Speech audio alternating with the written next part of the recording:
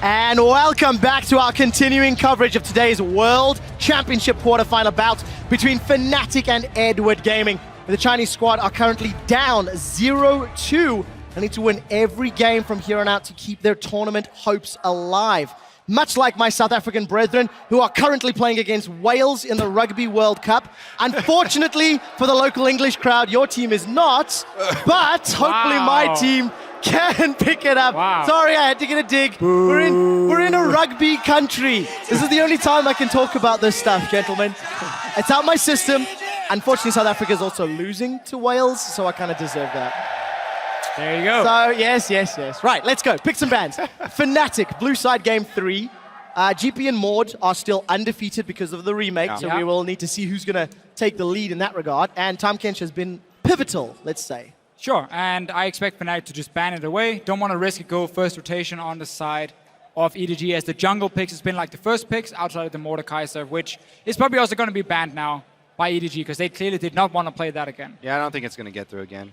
And since yesterday, we're seeing Mordekaiser also banned on the blue side, not exclusively red side bans, which we were seeing during the course of week 2 at the World Championship. Definitely don't want to play Mordekaiser this on time the side round, of EDG. EDG getting rid of it once more. So, GP up, Lulu up, Tom Kench up, Jinx up. We should expect picks. EDG's bans now just to be Mordekaiser, GP, and Elise again. Target out Reignover, and Fnatic can then look to first pick the Rek'Sai like they did in the first game. Or maybe the Gragas if they want that one instead. Well, a few of those predictions have come true already. 20 seconds left. Where do they go with the rest of their picks, Deficio, if it plays out as expected with Elise and then Rek'Sai first pick for Huni? Well, seeing as EDG will have the last pick, and we just saw that Rivet into Fiora, we might see them be a little bit more aware of the fact that blind picking Fiora might not be the smartest decision if you are EDG, and therefore they maybe want to save that for Koro, but would require then to get like a safe control mage in the mid lane, which is not always EDG's style. Honestly, if I was EDG, I might even put Koro on something like Malphite and put all my eggs in the deft pawn basket here. One of the problems about the Malphite though is Huni can play like Echo into it, he can maybe play Fiora into it and try and really bully him in lane. They did lose the game he played Echo, didn't they? Oh no, they won. They won. They were able to defeat AHQ. Yeah, 8, 5, and 8. 3 KDA. Oh, champion for Huni. The Sivir and Kennen steal. So EDG, Interesting. I think the Kennen takeaway is fine. I think they turn a little bit too hard on Sivir for Fnatic. It's not necessarily a must pick for Fnatic in any way. They play Jinx already. There's a lot of picks Reckless can play. Yeah. The AD carry position. Reckless utility picks here being stolen away, I feel like is kind of a trick on EDG, because Reckless, we saw him just play the Jinx game. He's very well-rounded AD carry. He can easily play around those stealaways. So my question is this Kennen going to be support or solo lane? But I have to see. It's obviously one of the flex picks you can use. But I think what EDG is doing is saying, because Tahm Kench and Lulu are banned, your Jinx pick is a lot riskier now. There's no Tahm Kench to save it. So by us taking away your utility picks, we will have ways of at least getting onto you as an AD carry in these big team fights. Kennen flash in, Sivir popping her ulti. I think they're basically looking at the fact that whenever the Tahm Kench Lulu has been open, Fnatic has run the utility AD carries because they were safer to run. Yeah, I mean, Janna is a really good answer to Kennen, because Janna can just knock him right back out during the duration of the ult, and because there is that small delay after you get knocked out as well, it basically nullifies the Kennen ultimate as long as Janna herself doesn't get knocked down. Adding in Gragas, though, is some extra displacement here for EDG, so it does add some versatility there. EDG definitely, clearly a Stampede comp, though. Yeah. They just want to rush him down. They want to get to Jinx, blow him up. And that's the thing again here for EDG. They're basically saying, you ban away the 2 champs to protect the Jinx, so now we try and force you to pick the Jinx at the same time by taking away your picks. And also EDG are potentially saving the last pick for Koro. We talked about how this Fiora matchup into Riven wasn't that great for him, also because he got ganked so many times.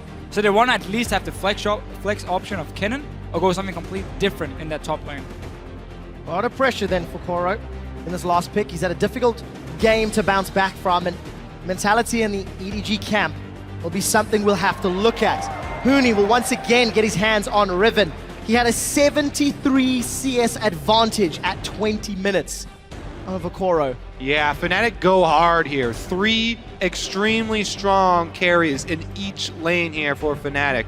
Or 1 in each lane, obviously. Thanks for clarifying. I would never have known that, Kobe. And it's going to be the Darius lock-in for Koro. So it's a little bit of the same in terms of the matchup. I do think Darius is better in the early game though, when it comes to punishing the Riven. However, the problem is when Fnatic pick a champion like Riven that can get out of control, they will camp for that champion. So it's not just Huni 1v1ing someone, it's 2 or 3 guys coming down. Also, you know, obviously I haven't been able to spy on them in scrims, but doing my best to spy on Koro in solo queue, his Darius has not been his best champion. Of the new ones trying to pick up, Darius has been one of the worst for him. And that's why they, I think, hesitated to pick it before this. But we'll see how he does into Huni's Riven this time around. Obviously, you know, both of these junglers can have a huge effect. And there's also a much more well-rounded combo around a Kassadin. Not like the one where they try to siege with 5 melee champions and so on, because you have wave clear on a Sivir, you have a fairly strong 2v2 lane because you have Kennen support and you have Darius up top, so you have strong side lanes to back up the Kassadin and prevent that siege in mid. That's going to be key for EDG. The other key thing is trying to lock that Riven down. You know, CC is her biggest weakness. Lock her down and make her a reset for Darius. That's the key to their team fight. And we'll find out whether or not Fnatic want to once again camp for Huni, which has proved so successful. Will they be the first and only team to qualify for 3 World Championship semi-finals? Jump on Twitter with hashtag FNCWin. Or will EDG start the comeback here and now? It's game 3 of the quarterfinal. Talking about lockdown though, honestly, if I am Huni looking at this EDG lineup, I'm not scared. It's only a support Kennen that will get blown up really quickly and a small mini stun there to try and interrupt the combos. But if you are Huni and looking at this EDG lineup, you might just fear for the life of your AD carry. Because the Darius and the Kassadin and so on are not going to be standing there hitting Huni. They're going to obviously try and jump past him. Get onto Reckless, where his peel is going to be their Zero Wall, though. It's going to be the Alistar, so it's decent what Fnatic has built there to protect him. It's just not a Tahm Kench. You're a much nicer top laner than I am. I think out only for number 1. I don't care about my AD carry. If they're diving my AD carry, that means I'm free to rip apart the rest of the Deficio team player. Always. Scumbag Kobe. Now Febiven is going to be once again facing off against Pawn.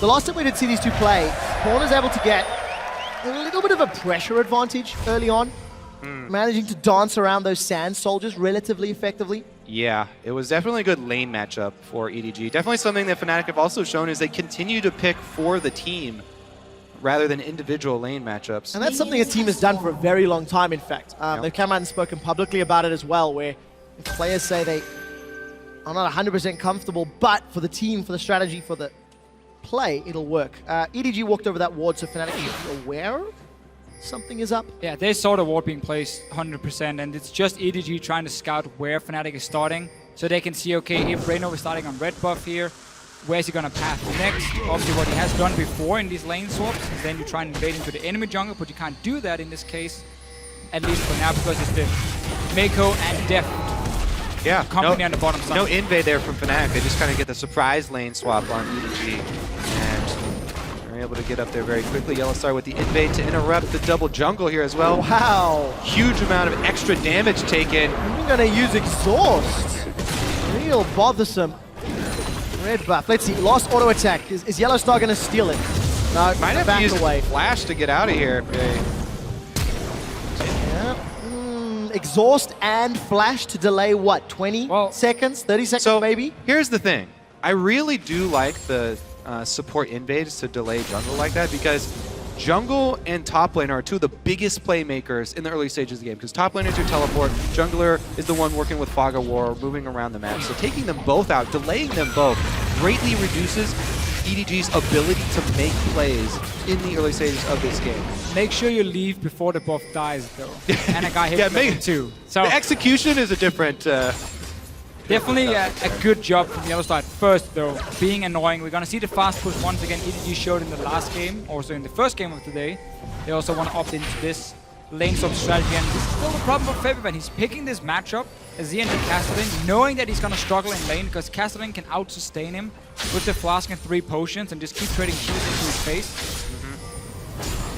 Pawn takes a lot of damage from that Sand Soldier though. The Conquering Sand sending him forward. Reignover tried this gank before. This time hits the Prey Seeker.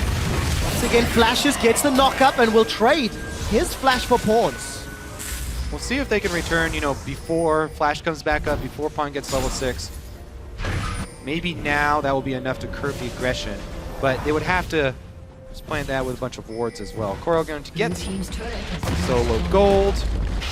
Still a very good gank from Reignover, basically saying, we lost this lane matchup before, pre-level 6 Kassadin, we're gonna bully you. They saw 3 guys on the bottom side of the tower, so they weren't afraid of face checking into the bush, even in the 2v2 against the level 3 Kassadin. So I like the gank for Reignover trading flash, as long as he can return.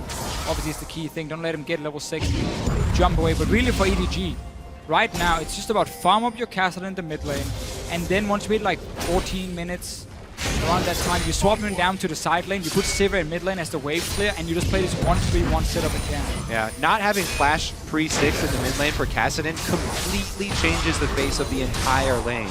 Pawn has to play so much more careful. He has to now use his Q mana cost on trying to get CS, and that greatly reduces the harassment. That's why I think vision around mid lane now is going to become extremely important. Febiven does have some already in place of his own, so... And he's got support.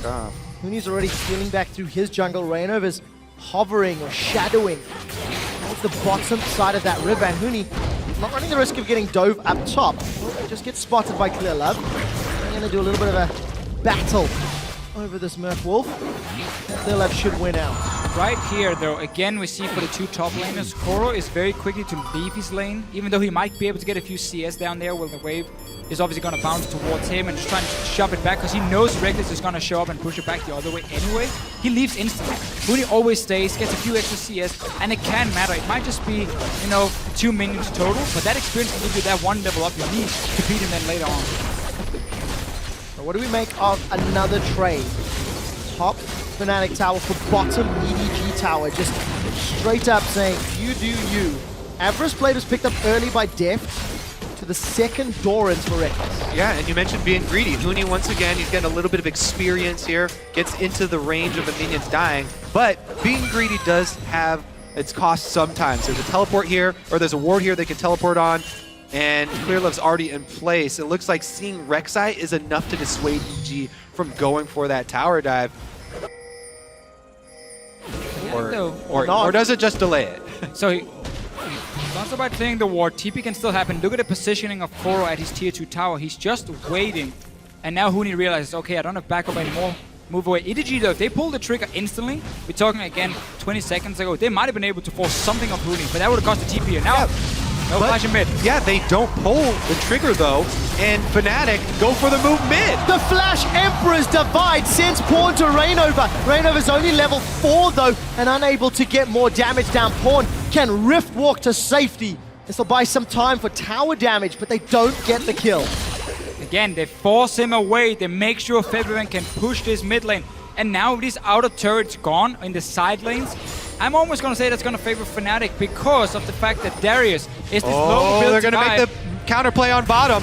Huni is teleporting in for Koro. Flash comes up, followed by Yellow Star, and Fnatic should pick this one up real clean, real simple, and it's first blood to Huni. I really like this play. Just very quickly got to talk about how getting these towers down, Darius with so little mobility, only has the flash, he's just stuck there. Fnatic instantly just capitalize and kill him. The reason why Huni can't afford to play that aggressive is because Riven has not only 2 dashes, not only flash as, you know, Koro also does, but 2 dashes in her kit. Very mobile, and he was looking to outplay that. So EDG don't pull the trigger, but they forget about the mirror play, the exact same play on the bottom side, and Koro gets himself even deeper into a hole. Huni had already, by the way, been able to leech half a level lead just from being in minion wave range, whereas Koro was not in range. So now he's just skyrocketing ahead. If they do meet up in the side lanes, it will be a massacre. And because EDG, when they were trying to make this play on the top side, they hesitated. They were waiting and waiting and waiting. Reignover shows they're like, okay guys, we're not going to go for the play. So that allowed Huni to get almost a full wave of experience. just a difference in teams and how quick they are to pull the trigger, how confident they are in this play. And the jungler as well. Because Reignover just did a drive-by, he went and did an extra camp. So all things, Fnatic really not wasting time. Another He already losing it. good start here for Fnatic. You know, if you step back and you look at EDG, Koro's gone back to this more tanky champion in Darius, substituted out in place of Amazing J, and EDG, they had a good start with that triple TP comp, but really it's been downhill from there. EDG just not challenging Fnatic just yet. Koro is pretty screwed right now. He's been relegated to the jungler, the worst place for a top laner. Koro just trying to scavenge in EDG's jungle, and he is ridiculously far behind, trying to catch up here. But as you said, it's scary for him to extend in any lane. It's always the problem about Darius is he's not really a split pusher. Because of the fact he cannot escape, he cannot really chase you down, he's a much better team fighter. So while EDG wants to 1-3-1, that's just to farm. They want to then group in together and fight with this comp here, pop that Sivir ulti, get to the backline of Fnatic. But if they start falling behind in these lanes here, especially if Huni once again gets going on this Riven, nobody can 1v1 him on the side of EDG. So that's a split pushing advantage for Fnatic, while Febiven is sitting and just wave playing mid over and over. Well, I like, again, the early Sightstone here from Reignover, trying to get vision to keep this lead that they have. Again, calculated play from Fnatic, setting up around that dragon. We've got a numbers advantage down there. Good early game. 9 first bloods out of 9 games played. Fnatic really know how to get their players ahead when they pick a lane together. Yeah, exactly. This lead that they have is transitioning into a big CS lead for Reckless as well. Because they have the advantage, they can rotate him over to the giant minion wave to pick that up. And he got a huge influx of cash recently. Now he's got the BF sword pushing up on secondary turret bottom. Fnatic also have the wards to back it up. Huni should not be too greedy now though, because his team is making a play in the bottom side of the map. Kassadin is the swap we talked about earlier, how you put Sivir in mid to wave and defend your towers, and Kassadin goes to side lane. It's very difficult for him right now because of the fact Fnatic is already grouped and start pushing in on the tower. But that means Huni needs to be careful top because his team is on bottom side and he's doing a camp. He's in trouble. Huni gets caught out and he's going to get dropped. Flashes over the wall. Broken wings out. Doesn't find the Baron wall. Manages to survive. Can Fnatic do the same thing down bottom? Pawn has been chunked to half HP. The rest of Fnatic are sieging onto the tower. That's the thick part of the wall. Kobe, you're still stuck on that one. Fnatic get a bunch of autos onto that bottom inner turret. And Huni loses his flash for overextending. The dragon is still not secured yet, but Fnatic will now back away after having a little more time on that tower and a little more information. And that is a perfect example. You know, Darius is a champion who could not have made that escape. Riven, much easier to overextend and play greedy like that. Now that he doesn't have his flash, obviously, they're going to have to wait for wards to do that again. But the advantage has already been gained, and they're snowballing with it. And we really just get to see, in a lane swap, it's so much more than just, okay, we killed the first tower, lane swap is over. No, it's the play's happening 5-6 minutes after again, because the way you set up the minion where the tower should push down. Can you get that TP play where you 4v1, kill the enemy top laner, and so on? And Fnatic just executed that really well.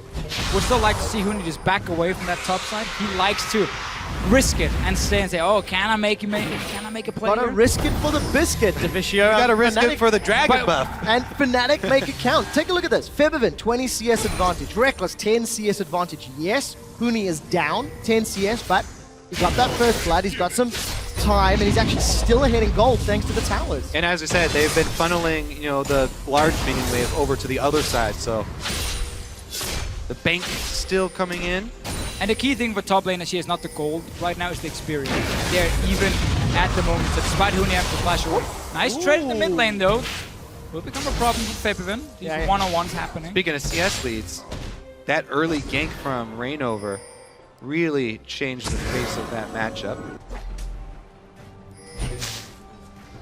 The last time this played out was in that game that was remade. The only game where Fnatic did not score first blood. So as a team, they have 100% win rate officially when scoring first blood.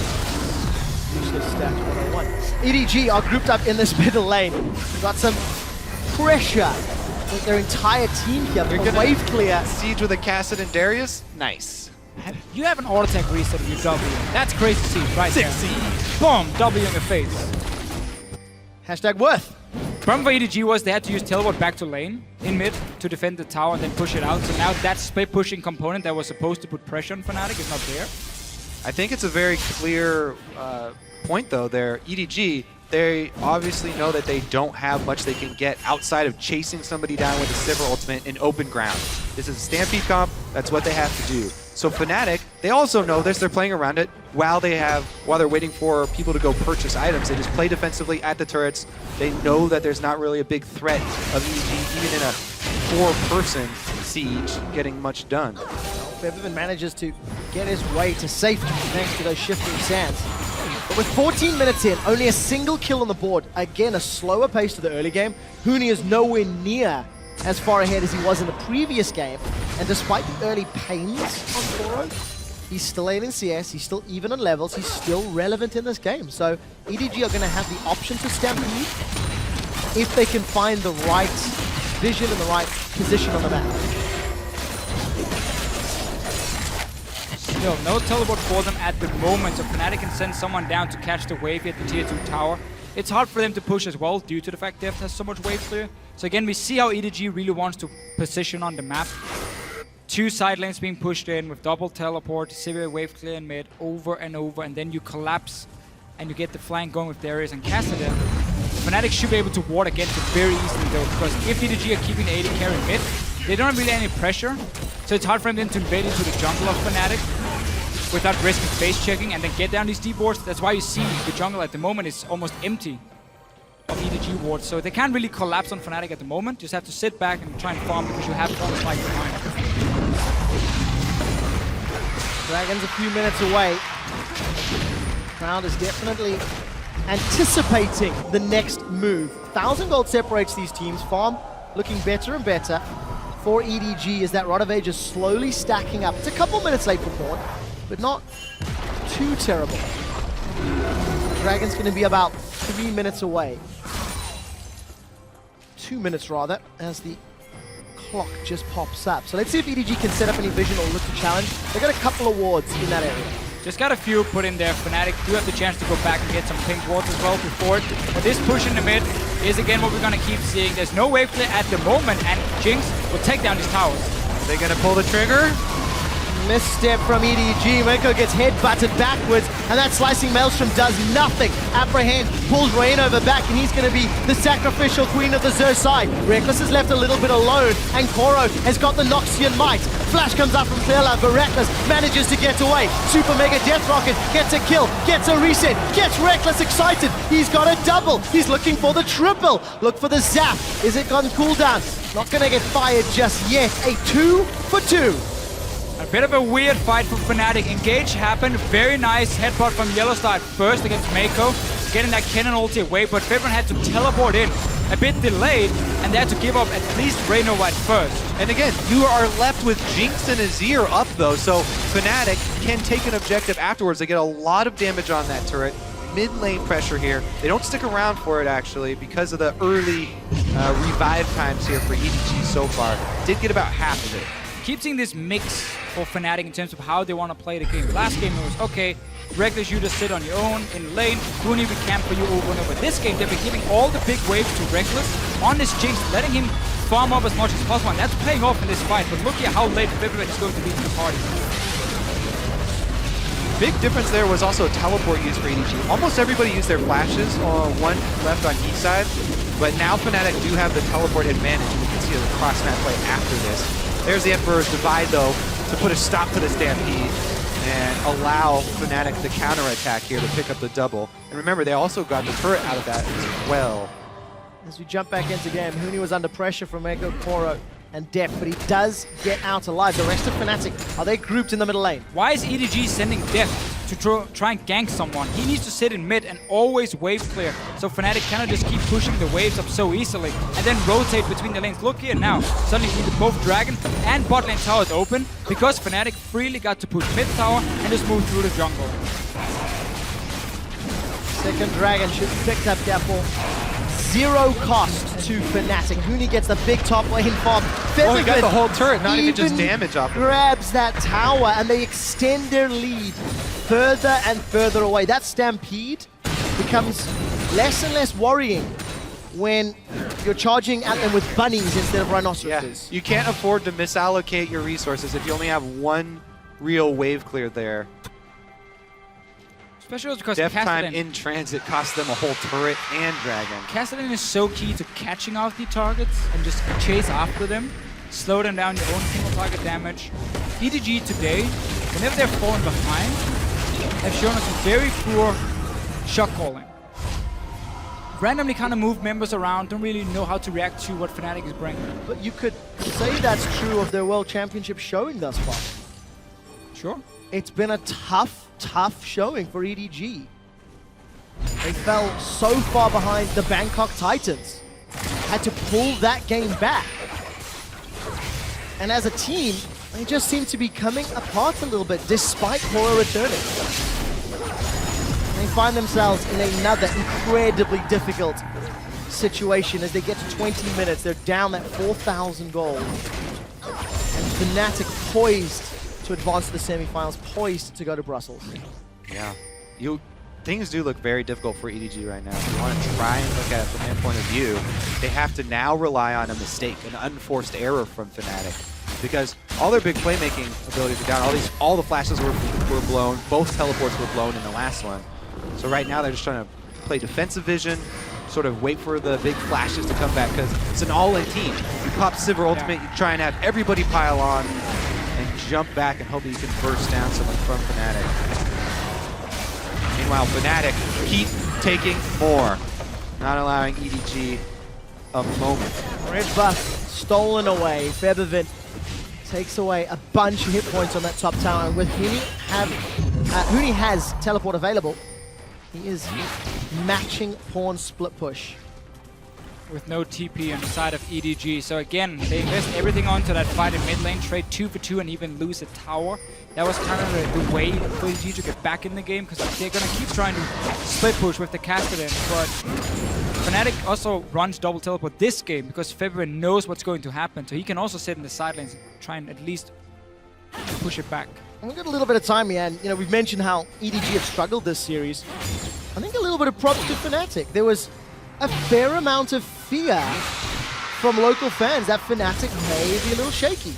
Their week 1 performance wasn't great. Their game against HQ had a couple of questions, and as a team, the week's prep has seemed to pay off. Yeah, I think a very big deal for Fnatic is they're showing us more champions that fits the meta really well. Jinx for Reckless is so key for me because he was playing Sivir and Kennen as basically only AD carry all the time. Was that going to be a big issue?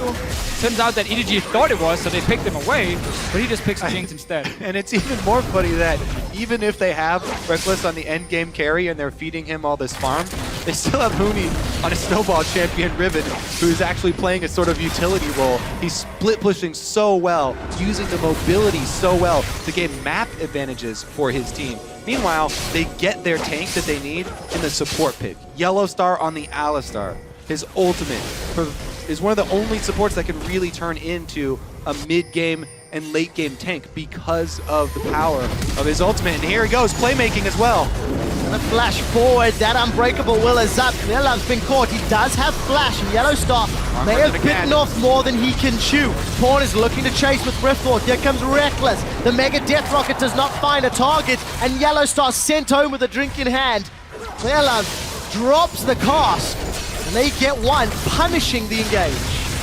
Well, Yellow Star went That was a large crazy. man to pick a fight with. Yeah, a little bit crazy in that one. Teleport behind, gentlemen. Koro wants Fnatic blood. Maiko comes in and Rainover holds him in place.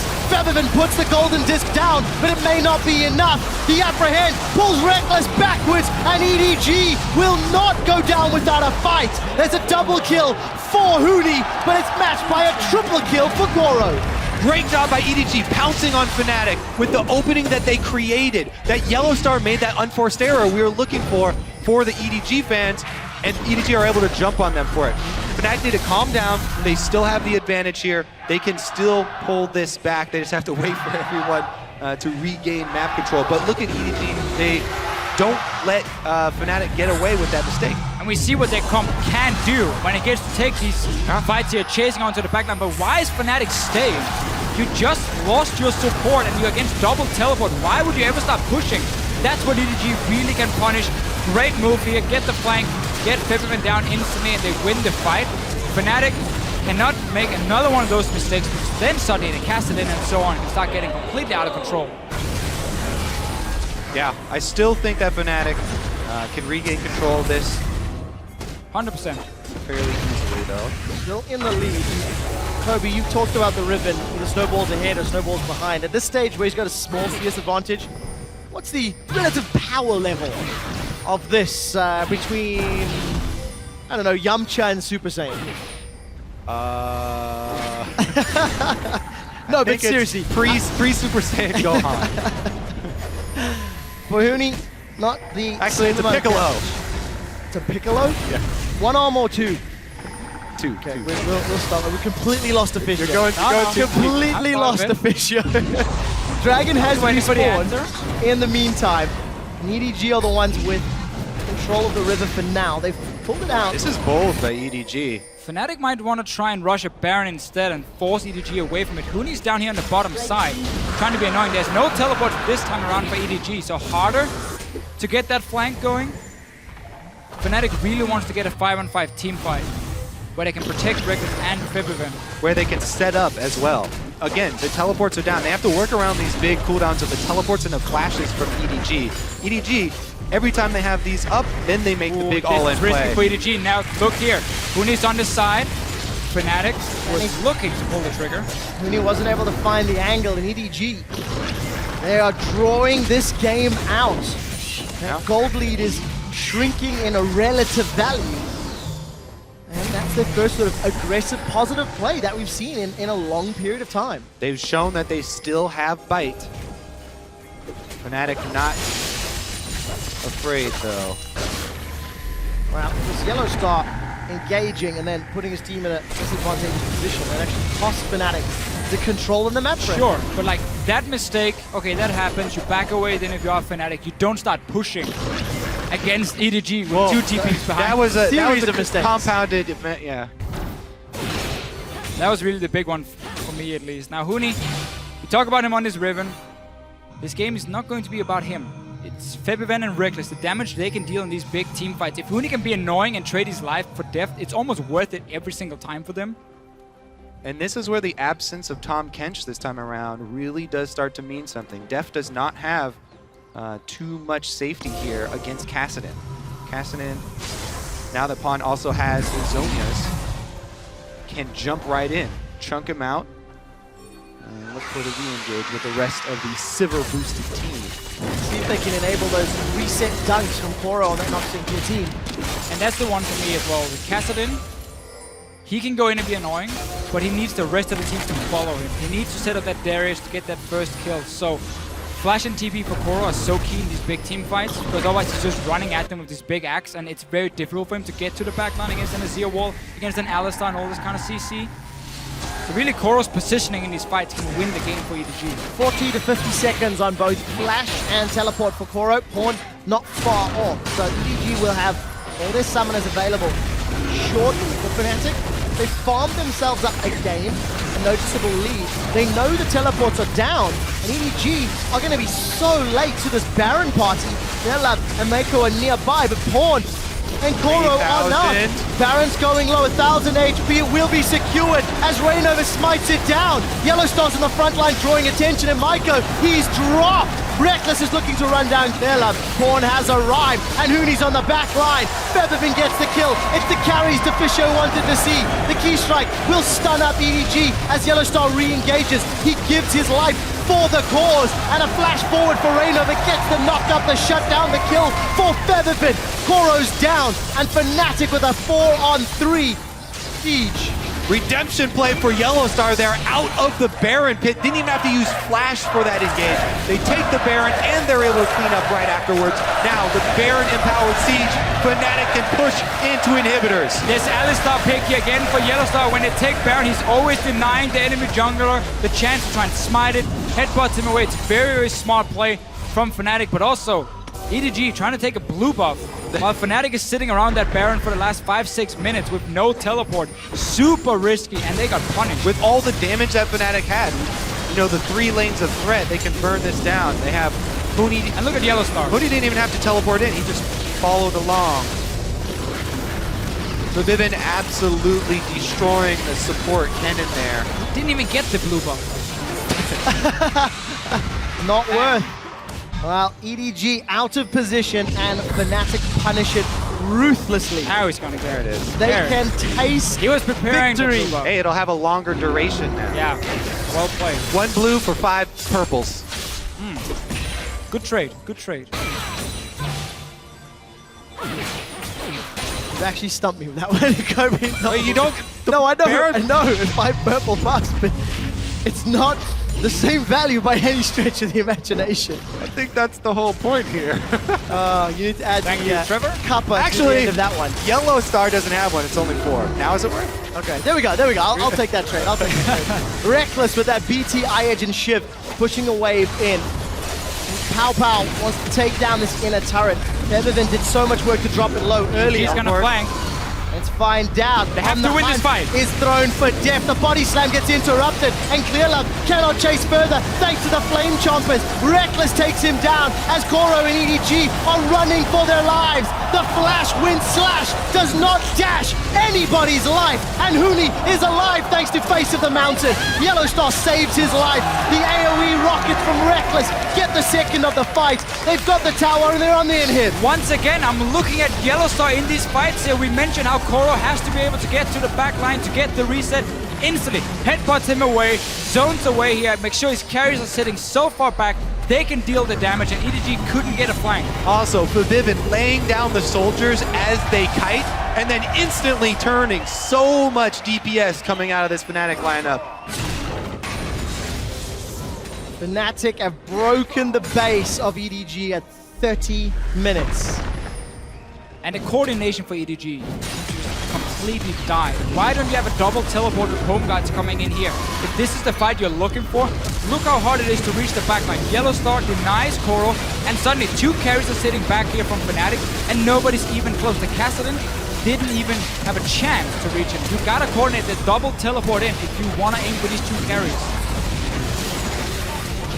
So close to killing Huni. Huni wants to kill Pawn. They are equal on level. There's a flash available for Pawn, so he's going to buy some time. Rift walks over the wall, then flashes away. Gets caught by the zap.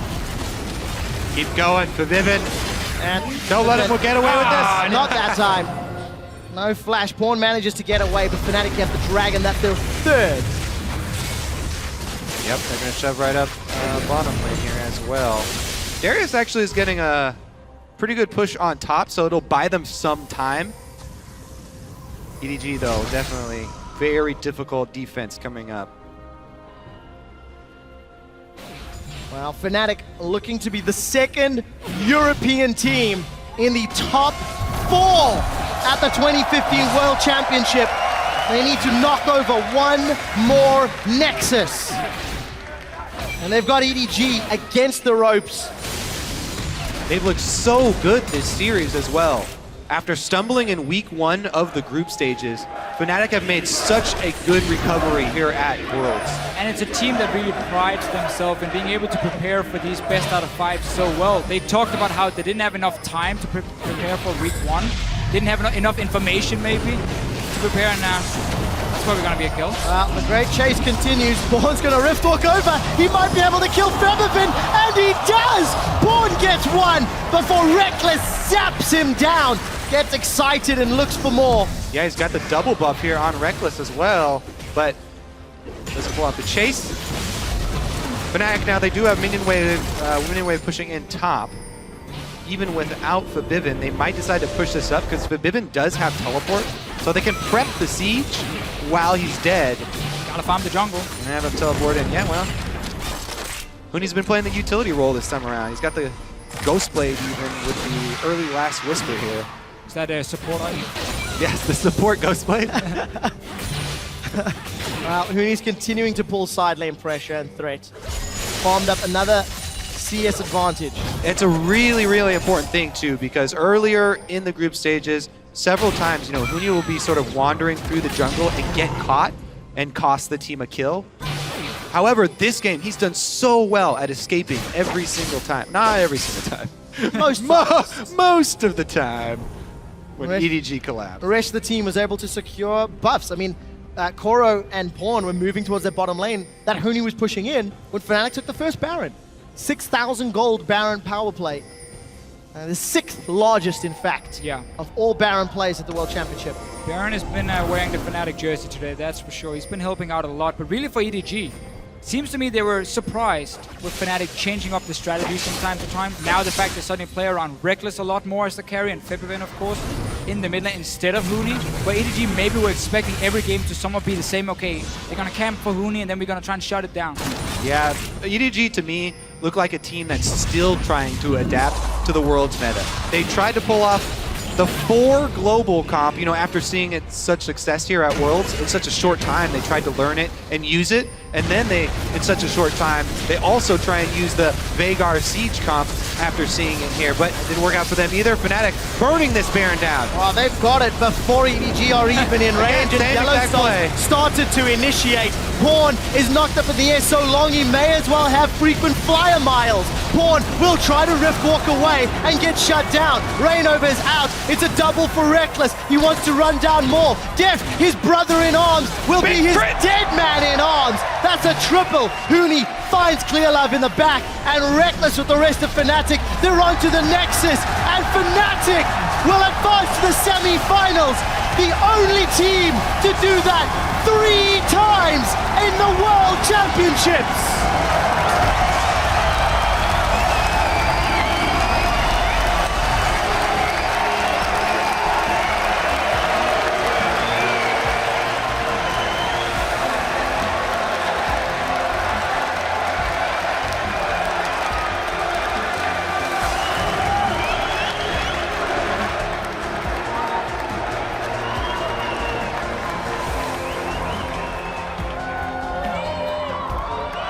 Fantastic play from Fnatic, and great to see sportsmanship between Reckless and Deft. But truthfully, on this day, Fnatic simply outplayed EDG in almost every way. Hey, we had a lot of questions coming in here for Fnatic. We didn't know what other AD carries they would play. Would they sometimes play around Reckless? And they did. The euphoria is running high, with China now being eliminated from the World Championship. The only teams that remain are from Korea and Europe.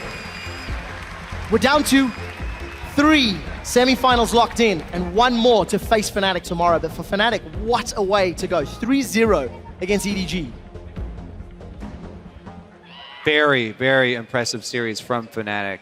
And the teams tomorrow, the Korean teams going up against each other, are going to be looking at this as well. Can't concentrate on that right now. They've got work set out ahead of them. But Fnatic definitely look to be contenders. Yeah, again, we see new picks, new strategies coming. They're mixing it up. That's what I feel like a lot of European teams always lacked. Like, they had one good strategy coming into a World Championship, but it wasn't enough to really be a contender.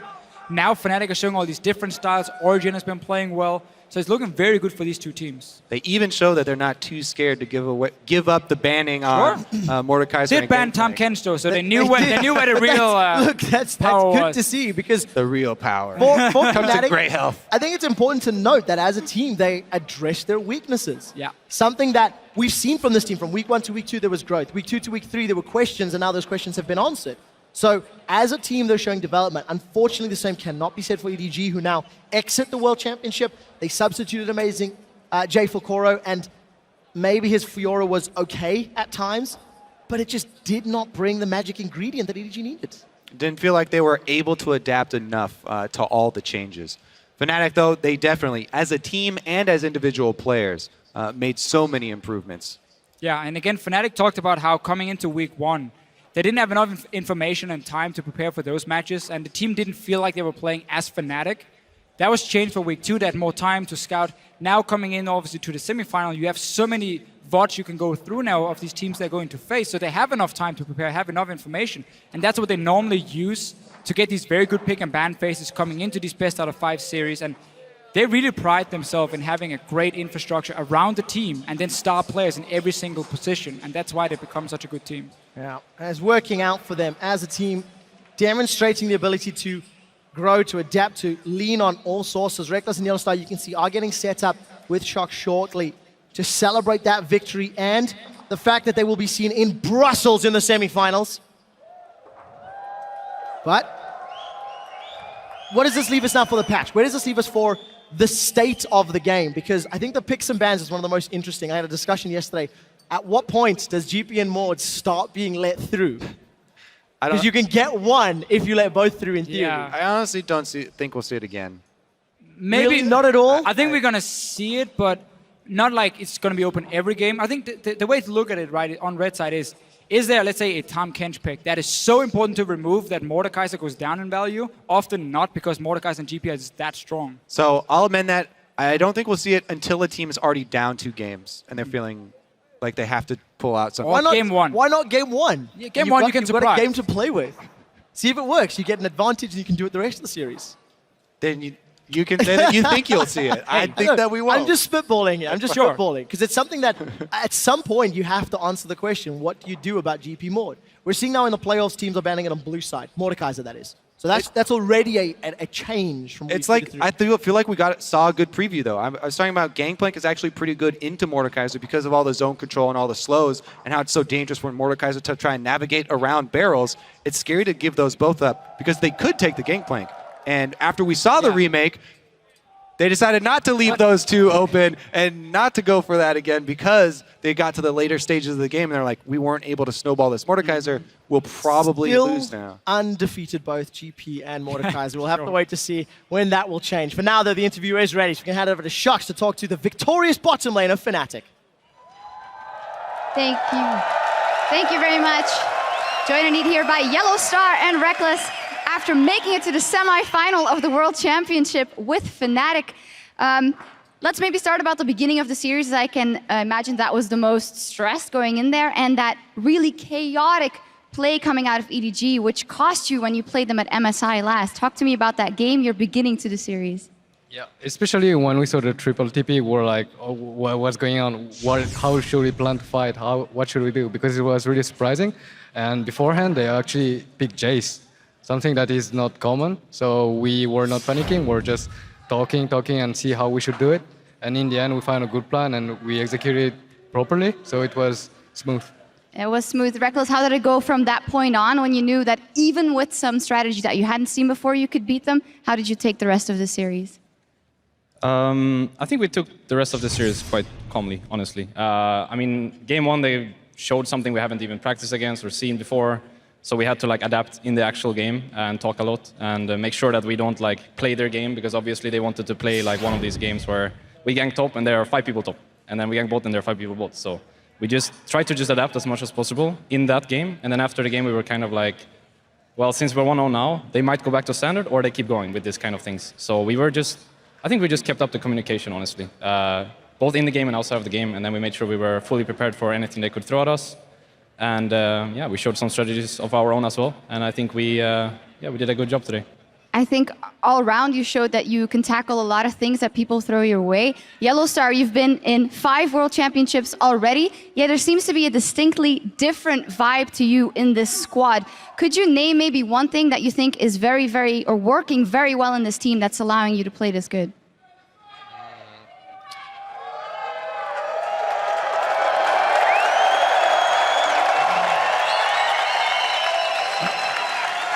You can just go ahead. There is no real miracle. There is no secret. The only reason we're here right now is because we're practicing. Everyone get along really well. I think that helps a lot. So as long as you have fun together, I'm always well surrounded. So I really enjoy the game. I really enjoy working with them, playing with them, hanging with them. So I think this is what makes us strong, really. No magical element. Reckless, you've been looking for that squad to do great things with. Tell me how you've experienced Worlds so far and how far you guys could possibly go. Is the thought slowly creeping in that you could go all the way, or do you not let that happen? I think after the group stages we were quite not quite sure where we were as a team. I mean, we showed 3 pretty good games and then pretty bad ones, honestly. So going into the series, even today, we weren't really sure which Fnatic were going to show up. But at the same time, we're a team that put down all of our time, honestly. Like, we just wake up, play the game, and then go to sleep.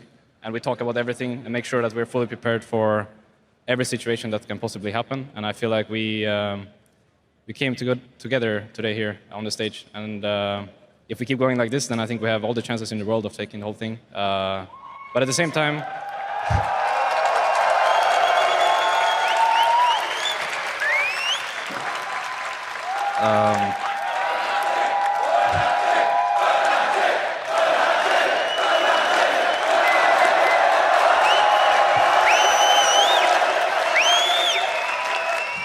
okay, to continue on my point, I feel like so far we've been taking day by day, and I don't think going away from that is something we should look to do. So therefore, KT and Ku is our next enemy, and we're going to put full focus on them tomorrow and then prepare fully for next week. All right. One more thing, maybe, because I know that we also have a chat with Febiven coming up later, and it has been remarkable how much he seems to have grown between MSI and now. Could you tell me a little bit about your experience with him and his resolve?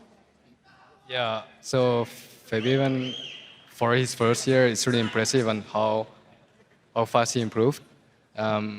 We had to work a lot with him, like the mindset, because obviously when it's your first year and then you get to play against the best players in the world, it's not easy at all, especially when you're that young.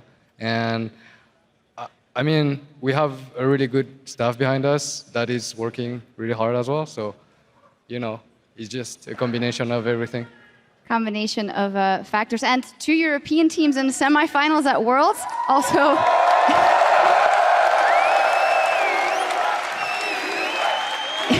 and one of them is you guys. Finally, is there anything you want to say to the crazy fans here in London, Yellow Star or Reckless? I mean, Paris was awesome, but I feel like this is our place, you know? Like, London is our place, Brussels is our place. And then Berlin after that is our place too. And with 2 teams in the semifinals, there's very high chances that either of us makes it all the way. And I expect all of you guys there.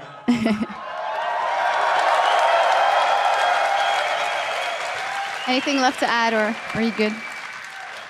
Thank you for being awesome, and just you coming here to watch our games means a lot to us, so thank you.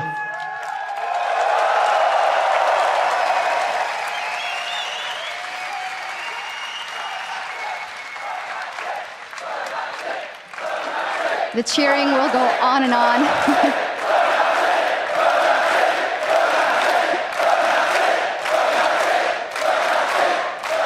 Cheering will go on and well-deserved. Thank you guys very much. Fantastic performance. Fnatic in the semifinals. And now back to the analysts to wrap up the day.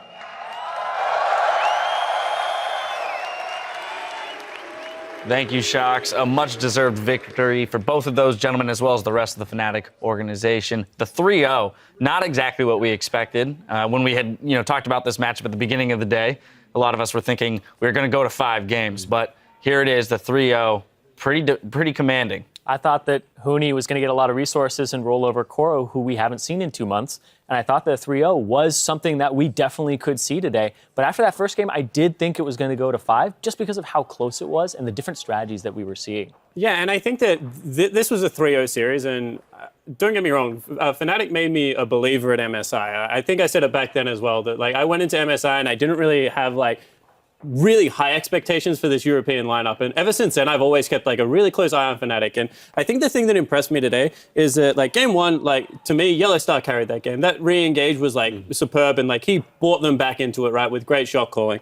And then the second game that they won, it was all about Huni in the carry top lane. Then this game is legitimately a protect the Jinx comp that they run through the AD carry, who just absolutely goes off. This is a team that won 3 games in 3 completely different fashion and was looking to win game 1.5, the one that didn't complete, by stalling out a game when they're normally an early game team. If you can play League of Legends in all these different fashions, every single time you get on the Rift, you go with a certain kind of advantage. And EDG didn't show up in the way that I expected today, but that is partially because Fnatic didn't let them show up in that fashion and play commanding League of Legends. Something I want to add, in the final game, the EDG's draft, it kind of felt like one of those drafts they did in the group stages, where it's kind of reliant on the enemy to make mistakes. We saw this one moment where they TP'd in and kind of did this pincer movement on the Fnatic roster where they actually took a good fight, but Riven, of course, Huni kind of saved it. He saved it big time. And them drafting like this feels kind of disrespectful. It kind of plays into what you've been saying all the time, that Chinese teams are a bit cocky coming into this. And seeing them draft in such an important game in that matter is kind of disappointing to me. I think we saw it in the draft and we saw it in the play as well. When they were chasing down Febiven in game 1 and they could have double TP'd to the bot lane to possibly end the game, that was something I thought they were just overlooking. They could have at least tried it. They could have gone for that play. And it showed in their draft as well. But something I want to touch on is the draft, the Fnatic that you were touching on.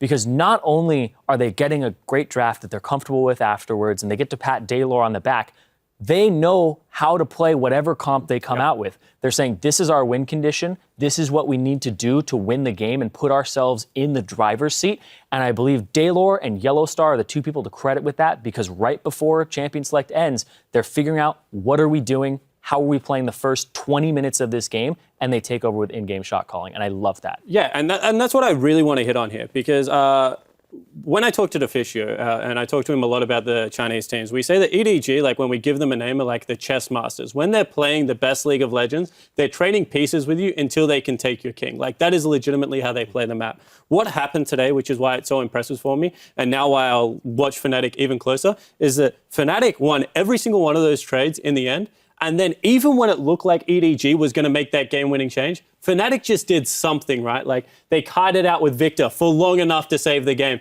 Huni somehow picks up a kill on the AD carry to delay a Baron that would have come through in 22 minutes in that game. Somehow a headbutt pulverized at like 3,000 gold deficit in game 1 completely swings the whole momentum. And if you're able to just have X-factor moments like that, it's not like they have one. They had one in like every single game. You're just going to win League of Legends. It's also the fact that like in the first game, that big team fight, the thing that was worrying me coming into this and predicting that Fnatic would win, the one thing that kept me worried for Fnatic was EDG's kind of way of fighting in the later, the scrappiness and the way they kind of find intelligent ways to catch people off guard. And that never happened. The moment we saw that fight that kind of won them the game in the first game, I was relieved.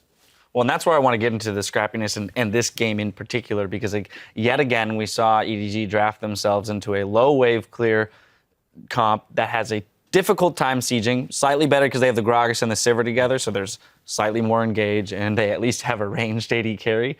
But they continued to draft themselves into these compositions, and this goes to your point about the Daylor and the coaching staff for Fnatic responding in kind with a perfect composition to counter that. And where is it coming from, or what is the stubbornness for EDG that they wanted to stay in that mode? So one thing I will say is EDG, in my opinion, and I think a lot of Chinese fans' opinion, is they're the best coached Chinese team. So this just shows, like Aaron and his coaching staff, they have people like Reaper that are like great Korean players that like train their top laners. Like they are honestly a very well-coached team. But it speaks to the fact that when they play against Chinese teams, they are missing part of the meta currently, because it looks like right now, China versus China is all the Chinese teams are giving us, and the rest of the world has somehow figured out a meta that China cannot play to. They look underprepared compared to the Europeans and the Koreans. Now, Fnatic came up big today, and playing a huge part in Fnatic's sweep to advance to the semifinals was their mid laner Febiven, who racked up 16 kills and dealt over 36% of his team's damage across 3 games, earning the title of Player of the Series. Not only was he consistent across these games in particular and playing at an extraordinarily high level as a rookie to be a top 4 mid laner here at Worlds and put himself in that position in the semifinals, this is a guy that plays so many different styles. When we first saw him, he was a Riven one-trick main mid laner. Then he decided, you know what, I'll play some Xerath, Azir, Orianna, and now he's playing so many different things. And this is the thing I love about Febiven, is he's not just a one-style guy. We see people who don't have that versatility to him, but he is definitely the full package mid laner. And what's funny, Spawn, you talked about how the team had game-winning X-Factor moments or stars in each game. You know, Yellowstar game 1, Huni game 2, and then a Jinx game 3. None of those are Febiven, right?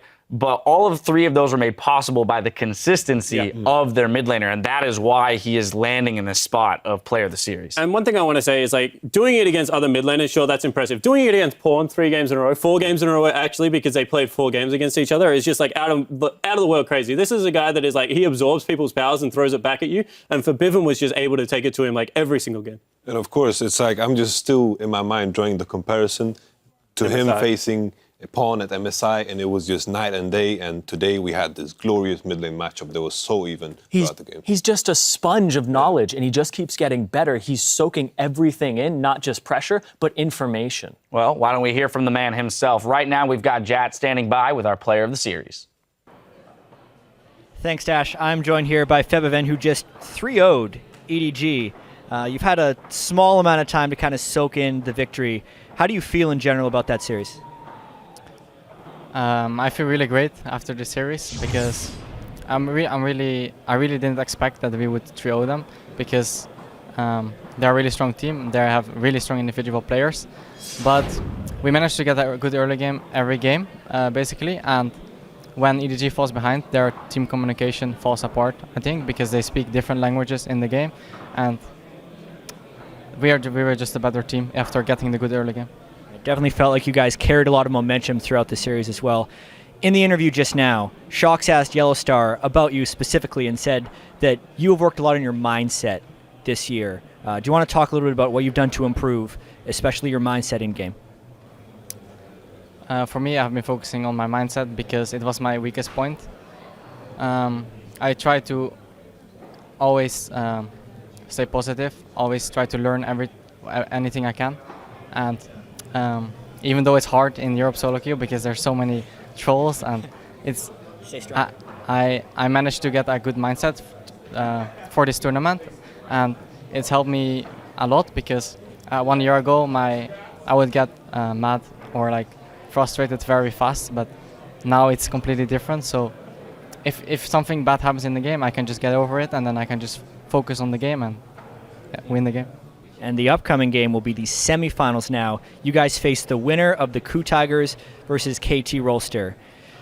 Ask this question every time. Is there a team you would rather face after the results tomorrow? And how are you looking at that matchup that's happening tomorrow? I think I would rather...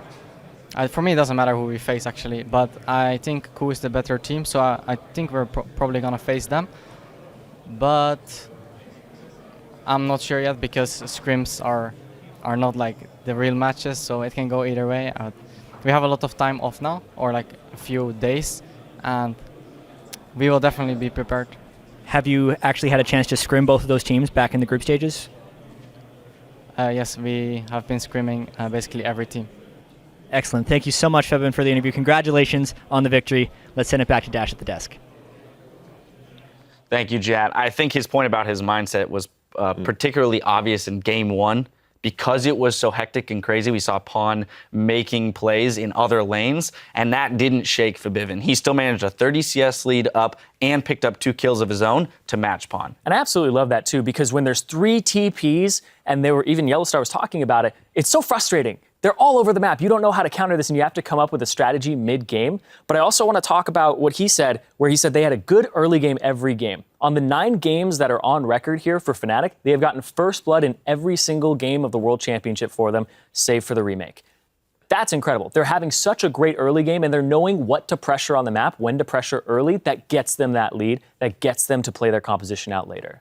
I just want to know what the heck they feed European players, because they are so chill. That's like the biggest game of his life. He like gets man of the series. But like in all honesty, like speaking about his mindset, like there was a moment in one of the games, I think it was game 2, where Azir altered Pawn into his jungler, and his jungler completely whiffed the gank. Like he tunneled under the Azir ult to be on the wrong side. Like if that was me, like once again frustrated, pick on my keyboard, but like, you can just see that he's like cool, calm, and collected the whole way through. And this speaks to like how good Fnatic are as a team. They can make fumbles, but it's not about the fumbles because you forget them so quickly because of how many good players they have. Spawn toxic. It's Not in just to my keyboard. Just to the keyboard. Okay. It's like when I hear Fabian speak about his mindset, this is the mindset as a coach you want in every player. The beauty lies in the process. You always take something good out of anything that is bad. No matter how bad some games go, you need to take what is beautiful in it because you can learn from anything. And me hearing him saying that gives me goosebumps because I love hearing it. But he's apparently learned that mindset, and it's been kind of given to him by his teammates and Daylor. What would you do? How would you get this mindset into your players? Are you still working on that? Don't get me started. I'll speak about it. I need a 30 That's minutes. for later. That's for after this show. Accolades for Fnatic all around, but Fnatic's coordination was really on point in today's games, and Mr. Xavier took notice, writing, "That Baron fight, the wombo combo of AoEs, EDG just melted." Let's check out your world's big play of the day. Jumped in. Def has got dunked by the Cataclysm, and he's dropped. The grand challenge is onto Huni, and it procs, healing up EDG, but it does not matter. Goro's killed through the heel. Clearlove stunned up by Reckless. The Pulverize connects. Fnatic find 3 kills. And Yellowstar, the captain, the shot caller for the team, makes the play. He dodges the hook from Mako, circles around, Reignover teleports in, and they're able to get the fight they want. The thing that makes this play so impressive to me is the only international tournament we'd seen so far this year, like for a Riot affiliated one, was MSI. And EDG won that tournament off 20-minute team fights into Baron. And Fnatic, in game 1 of a series against EDG, just completely stomped them in a 20-minute team fight. It was 20 minutes, 50 seconds when it kicked off. Took Baron, took the game, took the series. They did it like nearly every single game. Like, you cannot ask for more growth out of a team. Yeah, for sure. Right after this fight, I was relieved because I thought this was the only part of the game where EDG would completely crush them. But I got relieved.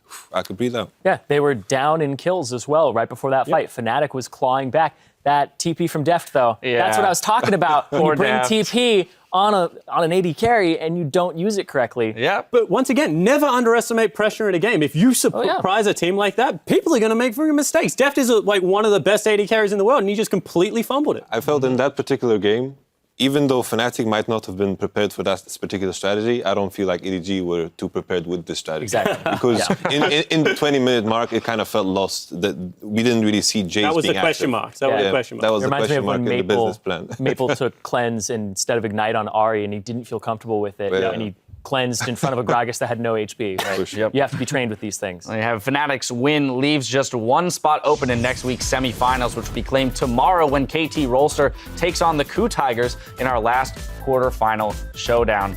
Gentlemen, knowing that Fnatic is going to go up against one of these teams, Jat asked Febivin which of these two teams he'd rather face. He thinks Coup is the stronger team. Who do you think Fnatic has a better shot up against in the semifinals? Personally, I feel like if KT face Fnatic, I feel like KT have a stronger chance. But Coup against Fnatic, I feel Coup will beat. Like, Coup is the kind of team that dissects team, and Fnatic have shown so much diversity, so it's so hard to dissect anything at all. But when it comes to KT and the Coup matchup, I feel like Coup is going to win, but I feel like KT is the stronger opponent for Fnatic, because if Huni is in a situation where he falls behind, it kind of shows. But in these 3 games, he was almost never behind. So in your opinion, Fnatic's in a good spot, given the fact that the team they're better suited against, you think will win in tomorrow, or will lose in tomorrow's matchup? Pretty much, yeah. Yeah, I think that Coup definitely is a team that's very experienced against KT, and I expect them to be able to take the matchup. And honestly, I don't know who is favored in the Coup versus Fnatic matchup. All I really care about is it's Smeb versus Huni, Riven versus Riven, and I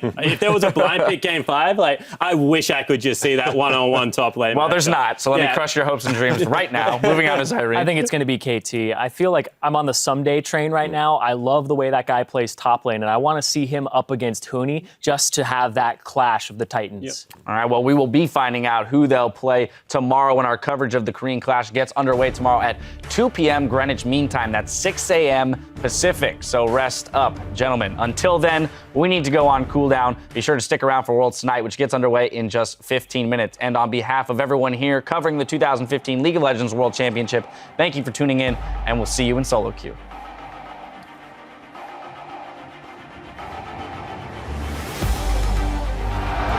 We've already crowned 2 semifinalists already, and today we find the 3rd.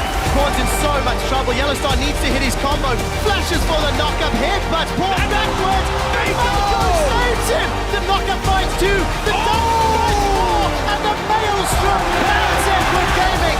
Did you ask for a more interesting way to start the quarterfinals?